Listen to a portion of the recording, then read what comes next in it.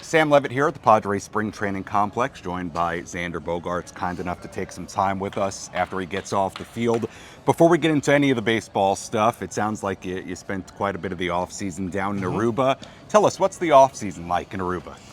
It's a little tough to get out of there. It's it's pretty much a great destination vacation place for a lot of people. So I have the privilege to live there, to be born there, and sometimes it can get a little tough coming back here. You miss your family, you miss your friends, and after you spend such a long time with them over there, and then you got to spend another long time away from them. So Yeah. it can be a tough situation sometimes. What's your favorite thing about Aruba day to day, your life there?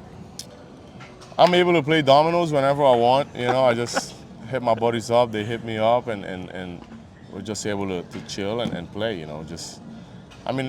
Friends and family are ones that you don't really see that often when you're during the season. So it's always fun to be there with them. We know you're a great baseball player. Are you a great dominoes player? Extremely great. Extremely great, Extremely like great. elite of the elite. Better than baseball. I said it. Yeah, I said it. I can Wow. back it up. Okay. I love it. I love it, and it's something that I really enjoy doing. So I have a nice passion for it. All right, very nice. Let's talk a little bit about on the field. A few days into this transition to second base, now that you've had a handful of days there, how's it going?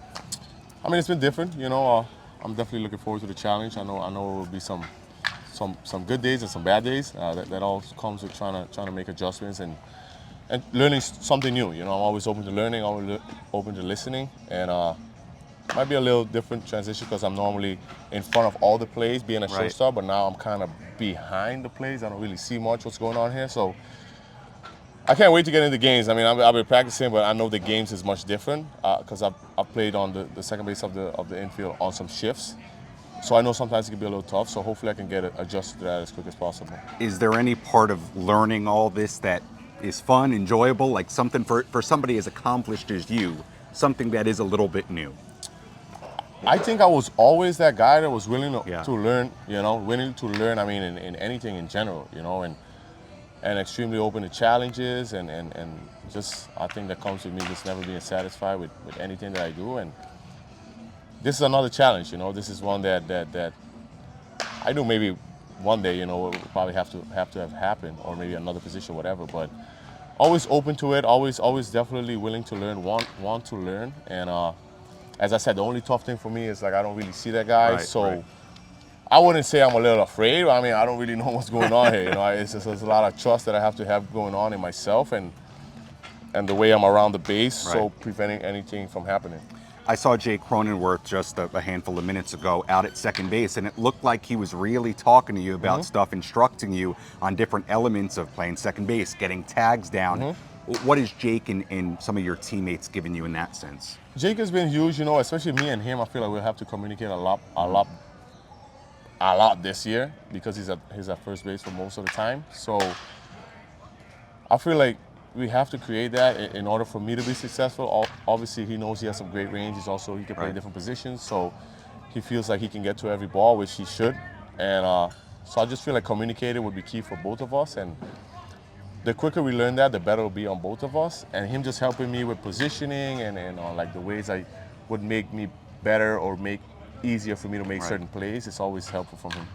We're talking about the physical side of playing second base. How about the mental side? Because I thought the other day when you spoke for the first time about it, I thought you said all the right things, Yeah, and it man. showed a team first mentality. Now that you've had a few days to sit with it, from the mental standpoint, how does it feel? I like it. I like it. I feel like it'll be a little less taxing on your body, probably. But yeah, as I said, it's probably my preference after shortstop. That would be a good place to go.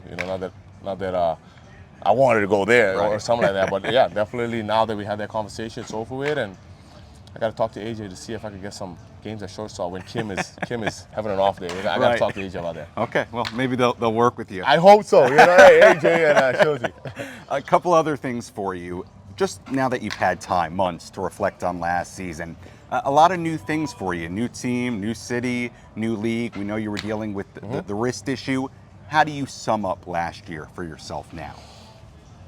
In the end, I really think I had a good season. It wasn't probably one of my best that I had, but I think that any other guy put up the numbers that I put up, it'll be like, oh, he actually had a really good season. But probably it's not being said about me because of the standards that I put for myself and the standards that people put me on, you know, and I actually appreciate that because I know I expect much more of myself and I know I can do a lot more. So, but looking back, I mean, I on a personal standpoint, I could sleep good at night. You know, I had a lot of nights I didn't sleep good during the season last year, a lot, probably more than good ones.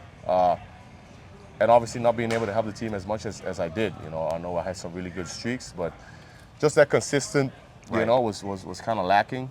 And yeah, last year we just really want to put that behind us on a team standpoint because, I mean, we felt like we had everything. You know, we really couldn't ask for much, you know, much more because we had everything. And obviously this year with new changes and stuff like that, so we're looking forward to that. Xander, last thing for you. A lot of superstars in that clubhouse, no secret. Manny Machado, Fernando Tatis Jr., Joe Musgrove, Yu Darvish, the list goes on and on. From a leadership standpoint, entering year 2 here in San Diego, how do you view that for yourself, the leadership part of it? I just think continue being vocal, you know, and I mean, whenever you see something that's not being done the right way, you just let them know. And no hard feelings. They shouldn't think like you don't like him or you dislike him or you have a problem with them, especially coming from the young guys. Like, I know we have a lot of young guys that hopefully at some point comes up and help us because we know our prospect list is pretty hot. Pretty solid guys coming up in the minors. So excited to see that group and excited to be able to work with that group. I know the transition for some of those guys might not be as smooth. You would all hope that all of them would blossom into the player that everyone hopes that they will become right away, but sometimes it doesn't really go that way. So excited for that, and what's crazy is we still have a lot of talent at the big league level with experience. So I feel like blending in those two is huge because the years that I've been successful as a team, you always have to have a couple of guys come up from that farm system and play pretty good, you know. So hopefully this year is the year, and we continue to build something that's very sustainable. Yeah, superstars mixed in with some young and really hungry guys. Keep us young. I feel young. I don't know if it's that second base thing going on, but hopefully it stays that way. Xander, appreciate the time. What was the name of the restaurant you went with Mike Schilt? Oh, Okunuku House. Okay, I've been to Aruba once. Next time I go, yeah, you should that's where I'm going. You should go there. Maybe I'll see you there. Maybe see me and Schultz. Xander, appreciate it. Thank you. Thank you. You got it.